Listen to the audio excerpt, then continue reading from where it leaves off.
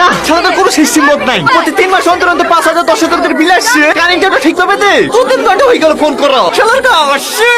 দেখো লাও পানি লাও। ও দুটো শালা আসছে।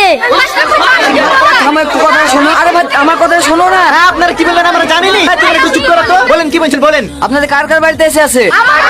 আচ্ছা আপনাদের বাড়িতে এসে লাগিয়েছে। আপনার এই কারেন্টের অফিসে গিয়ে মিটারের ক্যাপাসিটি বাড়ানোর জন্য কোটেশন জমা দিয়েছেন? ও সব কোটেশন বুঝি না গো। টাকা ছাড়া দোকান থেকে এসে কিনলে এসে লাগিয়ে দিয়েছি। কথাবার্তা বাদ দি, ট্রান্সমিটারটা সেরে দাও। ওইটাই তো আপনাদের ভুল চাচা। আপনারা যদি কোটেশন না জমা দেন তাহলে আমরা বুঝবো কি করি কতটুকু লোড লাগবে।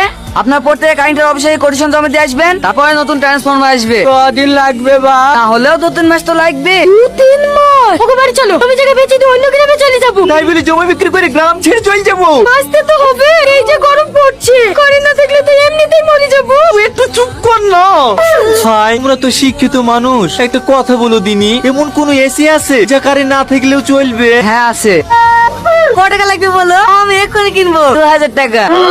আমরা গরমে মরছি আর তুমি এখানে আর কি মারছো নাকি? আর